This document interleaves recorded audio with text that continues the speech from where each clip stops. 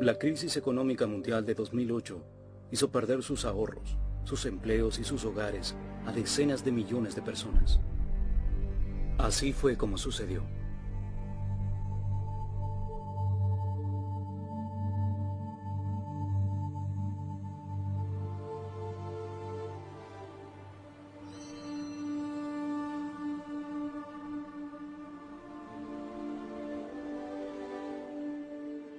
Islandia.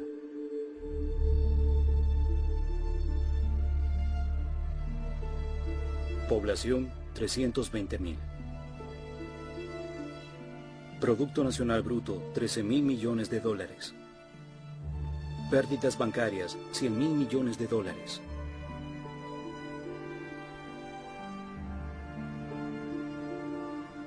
Islandia tiene una democracia estable y un alto estándar de vida. Hasta hace poco la tasa de desempleo y de deuda estatal eran extremadamente bajas. Teníamos la infraestructura de una sociedad moderna. Teníamos energía, producción de alimentos y pesca no contaminante y un sistema de protección de especies. Un buen sistema de salud, buena educación, aire puro. No muchos delitos. Es un buen lugar para que vivan familias. Era casi una sociedad utópica.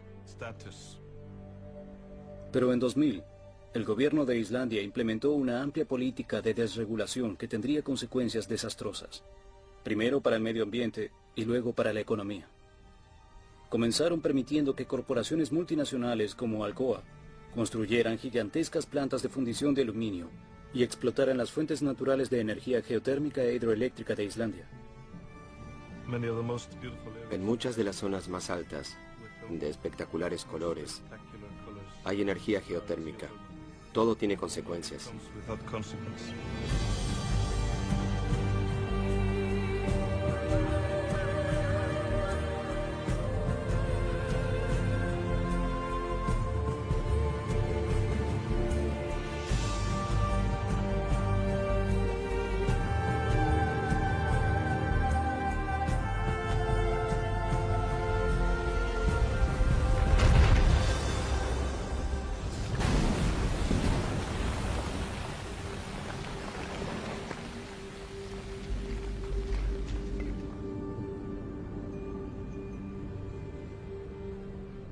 Simultáneamente, el gobierno privatizó 3 de los bancos más importantes. El resultado fue uno de los experimentos más puros de la historia de desregulación financiera. Los informes muestran algo más catastrófico. Esto es suficiente. ¿Cómo pudo pasar esto? Las finanzas se impusieron y arruinaron el país. En un periodo de 5 años, estos 3 diminutos bancos que nunca habían operado fuera de Islandia pidieron prestados 120.000 millones de dólares, el triple de la totalidad de la economía de Islandia. Los banqueros se beneficiaron a ellos mismos, a los demás banqueros y a sus amigos. Fue una gigantesca burbuja. El precio de las acciones se multiplicó por 9, el precio de la vivienda se duplicó. La burbuja de Islandia hizo surgir a gente como Jon Asgeir Johannesson. Pidió prestados miles de millones de dólares a los bancos para comprar negocios muy costosos en Londres. También compró un jet privado a rayas, un yate de 40 millones de dólares y un penthouse en Manhattan. Los periódicos siempre publicaban el titular: un millonario compró una empresa en el Reino Unido, en Finlandia, en Francia o en donde sea. En lugar de decir, un millonario pidió un préstamo de 1.000 millones de dólares para comprar una empresa y lo pidió a su banco local. Los bancos crearon fondos del mercado monetario, aconsejaban a los ahorristas que extrajeran su dinero y lo depositaran en fondos del mercado monetario. El esquema Ponzi necesitaba todo lo posible, ¿no? Las empresas contables estadounidenses como KPMG hicieron auditorías de los bancos islandeses y de las firmas de inversión, pero no hallaron nada malo. Y en Estados Unidos decían que Islandia era maravillosa. En febrero de 2007, la calificadora de riesgo decidió otorgar a los bancos la calificación más alta posible, AAA. Llegó al punto de que el gobierno aquí viajaba con los banqueros como promotores. Cuando los bancos de Islandia sufrieron el colapso a fines de 2008, el desempleo se triplicó en tan solo 6 meses. Todos en Islandia nos vimos afectados.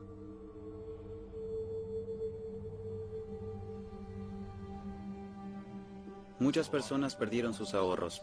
Sí, así fue. El gobierno, que debería haber protegido a los ciudadanos islandeses, no hizo nada. Hay 2 abogados de la autoridad competente que visitan el banco para tratar algún tema. Cuando se acercan al banco, ven 19 camionetas todoterreno fuera del banco. Entran al banco y tienen a los 19 abogados sentados delante de ellos. Están muy bien preparados y están listos para refutar cualquier acusación. Y si les va bien, les ofrecen un empleo. 1/3 de las autoridades financieras de Islandia comenzaron a trabajar para los bancos. Es un problema universal. En Nueva York tienen el mismo problema, ¿verdad?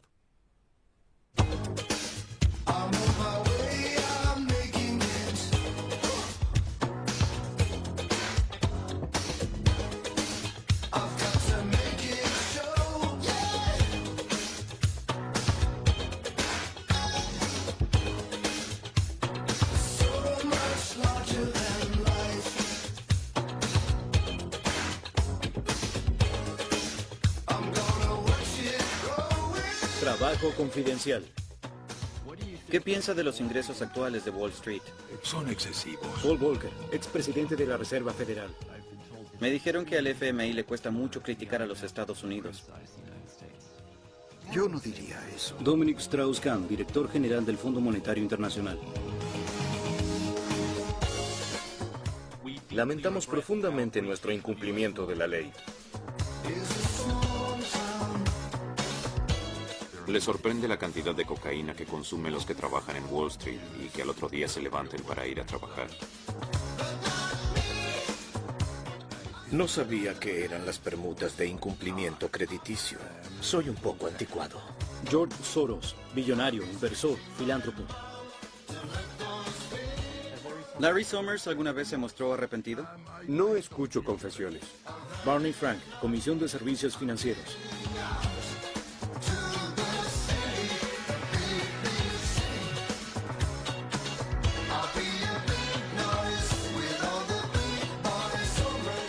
El gobierno solo emite cheques. Ese es el plan A, el plan B, el plan C. ¿Apoyaría controles legales en los salarios de los ejecutivos? Yo no. David McCormick, subsecretario del Tesoro en la presidencia de Bush. ¿Está de acuerdo con las compensaciones en la industria de los servicios financieros? Si se lo ganaron, sí, por supuesto. ¿Cree que se lo ganaron? Creo que sí. Scott Talbot, lobista en la mesa de servicios financieros. Ayudó a esta gente a destruir al mundo. ¿Se podría decir que sí?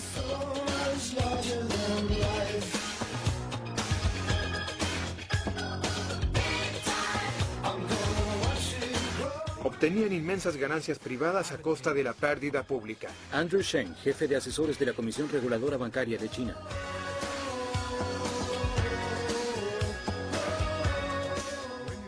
Cuando empiezas a pensar que puedes crear algo de la nada, es muy difícil resistirse. Lee Hsien Loong, primer ministro, Singapur.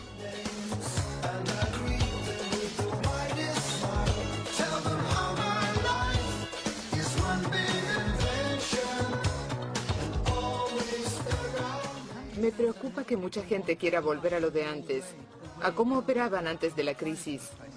Christine Lagarde, ministra de Finanzas, Francia.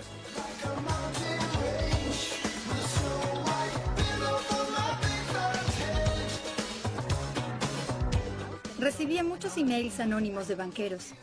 Decían, no puedes nombrarme, pero estoy muy preocupado. Gillian Tett, editora de The Financial Times. ¿Por qué cree que no se está poniendo en marcha una investigación más sistemática?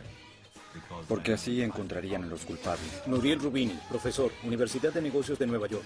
¿La Facultad de Negocios de Columbia tiene algún problema de conflicto de intereses? No veo que sí. Glenn Hoover, jefe de asesores económicos durante la presidencia de Bush. Elliot Spitzer, ex gobernador y fiscal de Nueva York. Los supervisores no hicieron su trabajo. Pudieron cumplir todo lo que yo hice cumplir cuando fui fiscal general, pero no quisieron.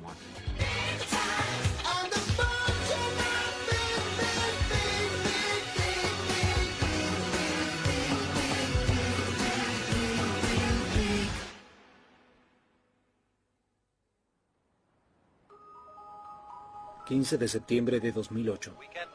Durante el fin de semana, Lehman Brothers, uno de los bancos de inversión más grandes, se declaró en quiebra. Otra sucursal de Merrill Lynch debió venderse hoy. Ya se habla de una crisis. Los mercados financieros del mundo cayeron hoy estrepitosamente. Los dramáticos sucesos de dos gigantes de Wall Street provocaron graves consecuencias. Crisis, pánico. La prensa francesa anuncia. En septiembre de 2008, la quiebra del banco estadounidense de inversión Lehman Brothers y el derrumbe de la empresa de seguros más importante del mundo, AIG, desencadenaron una crisis financiera mundial. El temor se apoderó de los mercados. Las acciones de Asia se derrumbaron. Las acciones se derrumbaron. Es la mayor caída que se ha visto en la historia. Los precios de las acciones continuaron derrumbándose luego de la quiebra de Lehman Brothers. La consecuencia fue una recesión internacional que costó al mundo decenas de billones de dólares, que dejó sin empleo a 30 millones de personas y que duplicó la deuda nacional de los Estados Unidos. Hay que ver el costo que tuvo. Destrucción de riqueza de capital y de riqueza de vivienda. Destruyó los ingresos, los empleos. 50 millones de personas en todo el mundo podrían terminar por debajo de la línea de pobreza. Esta es una crisis sumamente costosa. Esta crisis no fue un accidente. Fue causada por una industria fuera de control. Desde los 90, el crecimiento del sector financiero de los Estados Unidos produjo una serie de crisis financieras cada vez más severas. Cada una de estas crisis causó más daños, mientras la industria ganaba más y más dinero. Parte 1. ¿Cómo llegamos aquí? Luego de la Gran Depresión, los Estados Unidos tuvieron 40 años de crecimiento económico sin una crisis financiera. La industria financiera estaba muy regulada. La mayoría de los bancos comunes eran negocios locales y se les prohibió especular con los ahorros de los clientes. Los bancos de inversión, que se encargaban del comercio de acciones y bonos, eran sociedades pequeñas y privadas. En las sociedades tradicionales de bancos de inversión, los socios aportaban el dinero. Y obviamente cuidaban muy bien de ese dinero. Querían vivir bien, pero no querían arriesgar su capital en nada. Paul Volcker trabajó en el Departamento de Tesoro y fue presidente de la Reserva Federal desde 1979 hasta 1987. Antes de trabajar para el gobierno, fue economista financiero del Chase Manhattan Bank. Cuando me fui del Chase para trabajar en el Tesoro en 1969, creo que mis ingresos eran de alrededor de... $45,000 al año. Morgan Stanley, en 1972, tenía alrededor de 110 empleados, una oficina y un capital de $12 millones. Ahora Morgan Stanley tiene 50.000 empleados.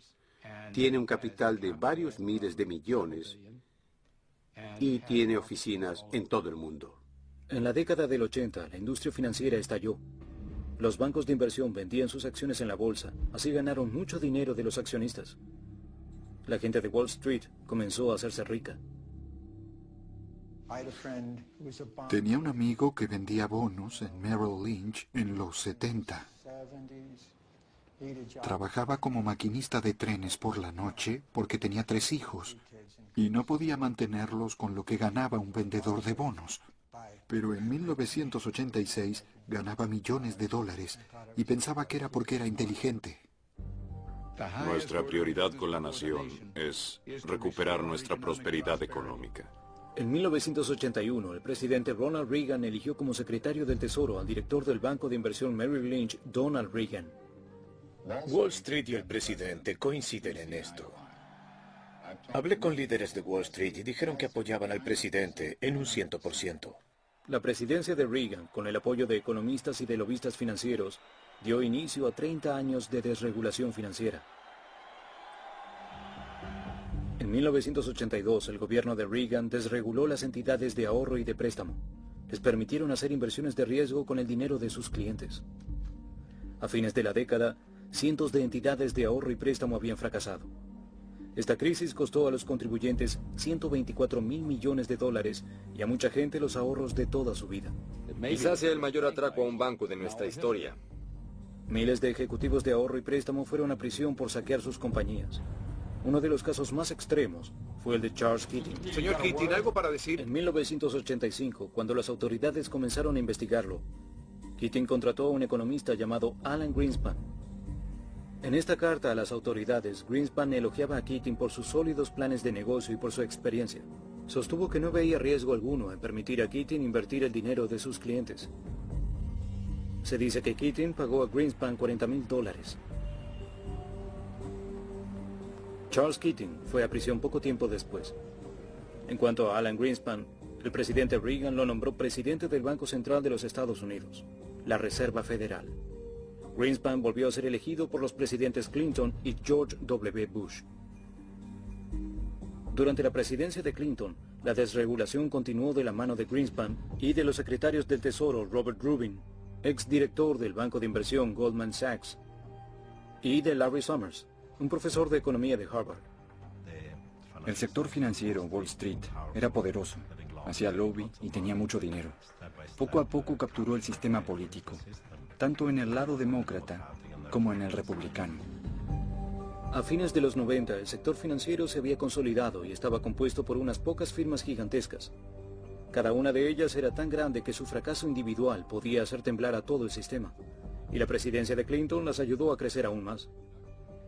En 1998, Citicorp y Travelers se fusionaron y dieron origen a Citigroup, la empresa de servicios financieros más grande del mundo. La fusión violaba la ley Glass-Steagall, una ley que había sido aprobada luego de la Gran Depresión y que prohibía que los bancos con depósitos de consumidores participaran de inversiones de riesgo. Era ilegal comprar Travelers. Y Greenspan no dijo nada. La Reserva Federal les dio una exoneración por 1 año y luego aprobaron la ley. En 1999, ante la insistencia de Summers y Rubin, el Congreso aprobó la ley Gramm-Leach-Bliley, a la que algunos llaman Ley de Ayuda a Citigroup. Derogaba la ley Glass-Steagall y abría el camino para futuras fusiones. Robert Rubin luego ganaría 126 millones como vicepresidente de Citigroup. No aceptó ser entrevistado. ¿Por qué hay bancos grandes? Porque a los bancos les gusta el poder monopólico. Porque les gusta el poder del lobby.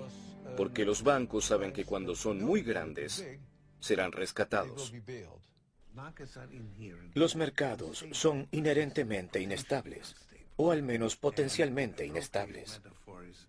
Una metáfora apropiada es la de los buques petroleros. Son muy grandes y se tiene que poner el petróleo en compartimentos para evitar que su movimiento haga volcar al barco. El diseño del barco tiene que tener eso en cuenta. Y después de la depresión, las normas implementaron compartimentos herméticos. La desregulación trajo aparejado el fin de la compartimentación. La siguiente crisis llegó a fines de los 90. Los bancos de inversión fomentaron una gigantesca burbuja con las acciones de empresas relacionadas con Internet, que terminó con un crack en 2001 que causó $5 billones de pérdidas en inversión. La Comisión de Bolsa y Valores, o SEC, la agencia federal creada durante la depresión para regular la banca de inversión, no había hecho nada. Ante la ausencia de acciones federales significativas, no hubo ninguna. Y dado el evidente fracaso de la autorregulación, es necesario que otros intervengan e implementen la protección necesaria. Las investigaciones de Eliot Spitzer revelaron que los bancos de inversión habían publicitado a compañías de Internet que sabían que iban a fracasar. A los analistas bursátiles les pagaban en relación a la cantidad de negocios que generaban, y lo que decían en público era muy distinto a lo que decían en privado.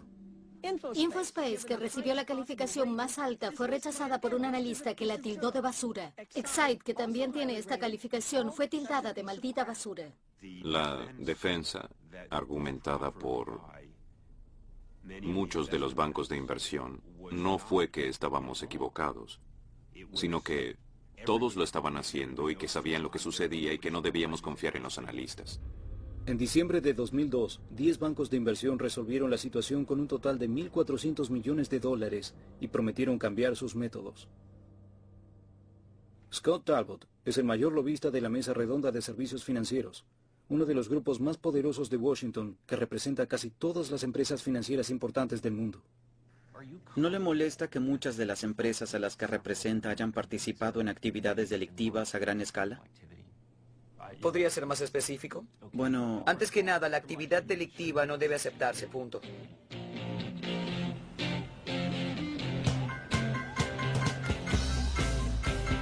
Desde que comenzó la desregulación, se descubrió que las firmas financieras más grandes del mundo lavaban dinero, estafaban a sus clientes y mentían en sus libros contables una y otra vez.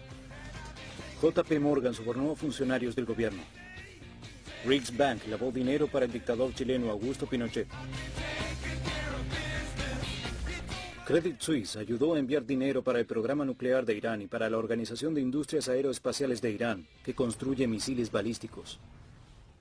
Toda información que lo identifique como iraní será borrada. El banco recibió una multa de $536 millones. Citibank ayudó a sacar $100 millones de México, dinero ganado por tráfico de drogas. Usted comentó que ella debería perder todo documento relacionado con la cuenta. Lo dije en broma. Fue al comienzo de todo esto. No lo dije en serio. Entre 1998 y 2003, Fannie Mae exageró sus ganancias por más de $10.000 millones. Estas normas de contabilidad son muy complejas y exigen la toma de decisiones, y los expertos no siempre coinciden. El director Franklin Raines, que solía ser director de presupuesto del presidente Clinton, recibió más de $50 millones en bonos. Cuando se descubrió que UBS ayudaba a los estadounidenses ricos a evadir impuestos, ellos se negaron a cooperar con el gobierno. ¿Estaría dispuesto a decirnos los nombres? Si existiera un tratado. No hay ningún tratado. Aceptó que participó en un fraude. Se espera que AIG ofrezca 1.600 millones para llegar a un acuerdo con las autoridades. ¿Cómo ayudaron los bancos al fraude de Enron? Ayudaron a Enron a ocultar el fraude. 385 millones en multas. Mientras las empresas enfrentan multas sin precedentes, las firmas de inversión no necesitan admitir ninguno de sus errores. Cuando uno es tan grande y lidia con tantos productos y clientes, se cometen errores. La industria de los servicios financieros parece tener un nivel de delincuencia bastante característico. ¿Cuándo fue la última vez que Cisco o Intel o Google o Apple o IBM... Estoy de acuerdo sobre los servicios de alta tecnología en oposición a los financieros. ¿Cómo es posible que...? La alta tecnología es un negocio creativo. La generación de valor y el ingreso se logra al crear algo nuevo y diferente. A comienzos de los 90, la desregulación y los avances en tecnología generaron una explosión de productos financieros complejos llamados derivados. Los economistas y los banqueros sostenían que ellos hacían que los mercados fueran más seguros, pero en realidad los volvían más inestables. Desde el fin de la Guerra Fría, muchos exfísicos y matemáticos decidieron aplicar su conocimiento no a tecnología para la Guerra Fría, sino a los mercados financieros. Junto a los dueños de los bancos de inversión y de los fondos de inversión libre. Crearon diferentes armas. Exactamente, como dijo Warren Buffett, armas de destrucción masiva. Las autoridades, los políticos y los empresarios no tomaron en serio la amenaza que la innovación financiera representaba para la estabilidad del sistema. Usando derivados, los banqueros podían especular con casi cualquier cosa. Podían apostar por la suba o la caída de los precios del petróleo, por la quiebra de una empresa o incluso por el tiempo. A fines de los 90, los derivados constituían un mercado no regulado de $50 billones. En 1998, alguien intentó regularlos. Brooksley Born se graduó con las mejores calificaciones de su clase en la Facultad de Leyes de la Universidad de Stanford. Fue la primera mujer en editar una publicación prestigiosa sobre leyes. Born fue elegida por el presidente Clinton para presidir la Comisión del Comercio en Futuro sobre Mercancía, que supervisaba el mercado de los derivados. Brooksley Born me preguntó si iría a trabajar para ella. Decidimos que este era un mercado potencialmente desestabilizante. En mayo de 1998, la Comisión presentó una propuesta para regular los derivados. La respuesta del Departamento del Tesoro de Clinton no se hizo esperar. Entré a la oficina de Brooksley y ella estaba colgando el teléfono en ese momento. Estaba completamente pálida. Me miró y me dijo, era Larry Summers. Tenía 13 banqueros en su oficina. Le habló de manera muy amenazante. Le ordenó que se detuviera. Las ganancias de los banqueros dependían de esta actividad. Y eso generó una batalla feroz para evitar que se regularan esta clase de herramientas.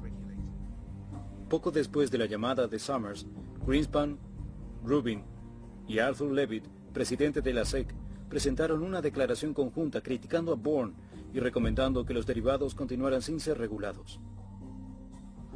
No es necesaria la regulación de transacciones de derivados negociadas de manera privada por profesionales. Fue derogada, lamentablemente primero por el gobierno de Clinton y luego por el Congreso. En el año 2000, el senador Phil Gramm fue responsable de que se aprobara un proyecto de ley que eximía a los derivados de toda regulación. Están unificando los mercados y reduciendo las cargas reguladoras. Creo que necesitamos hacerlo. Luego de abandonar el Senado, Phil Gramm se convirtió en vicepresidente de UBS. Desde 1993, su esposa Wendy formó parte del directorio de Enron. Tenemos la gran esperanza de que sea posible este año implementar leyes que generen seguridad legal para los derivados OTC. Larry Summers luego ganó 20 millones como asesor de un fondo de inversión libre que dependía básicamente de derivados. Declaro mi apoyo a todo lo dicho por el secretario Summers. En diciembre de 2000, el Congreso aprobó la Ley de Modernización del Mercado de Futuros de Materias Primas. Fue escrita con la ayuda de lobistas de la industria financiera y prohibía la regulación de derivados. Una vez que se hizo eso, comenzó la carrera.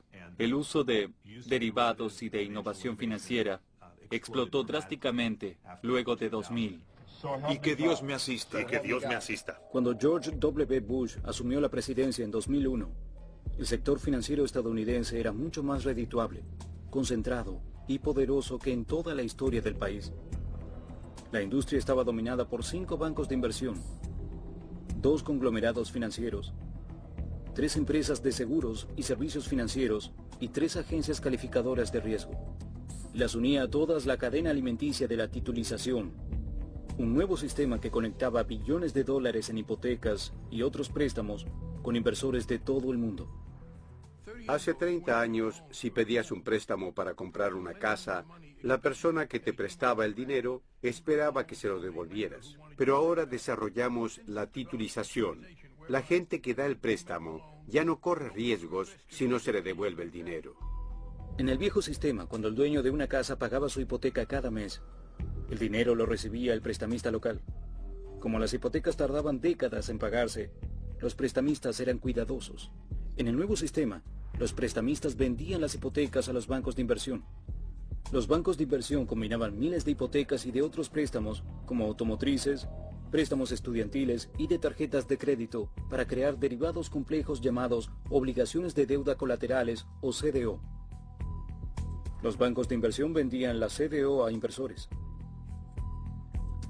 Cuando los dueños de las casas pagaban las hipotecas, el dinero iba a inversores en todo el mundo. Los bancos de inversión pagaban a las calificadoras de riesgo para que evaluaran la CDO. Muchas recibían una calificación de AAA, la más alta posible. Gracias a esto, las CDO se volvieron populares entre los fondos de retiro, que solo podían adquirir títulos con calificaciones altas. Este sistema era una bomba esperando explotar. A los prestamistas dejó de importarles y los prestatarios podían devolver el dinero. Comenzaron a hacer préstamos más riesgosos. A los bancos de inversión tampoco les interesaba. Cuanto más CDO vendían, más ganancias obtenían. Y las calificadoras de riesgo que eran contratadas para los bancos de inversión no tenían responsabilidad alguna si resultaba que sus calificaciones de la CDO eran erróneas. No corrían riesgos si no había limitaciones legislativas. Había luz verde para conseguir cada vez más y más préstamos. Entre 2000 y 2003, la cantidad de hipotecas otorgadas cada año se cuadruplicó. A ninguno de los que estaban en esta cadena de titulización, desde el primer eslabón hasta el último, les importaba la calidad de la hipoteca. Les importaba multiplicar el volumen y aumentar sus honorarios con eso. A comienzos de 2000, hubo un gigantesco aumento de préstamos riesgosos, llamados subprime. Pero cuando se combinaban miles de créditos subprime para formar varios CDO, muchas de ellas igual recibían una calificación de AAA. Hubiera sido imposible crear productos derivados que no tuvieran estos riesgos. Contienen desgravables y hay un límite a los riesgos que pueden afrontarse. Dígame, no hicieron eso, ¿no? No lo hicieron.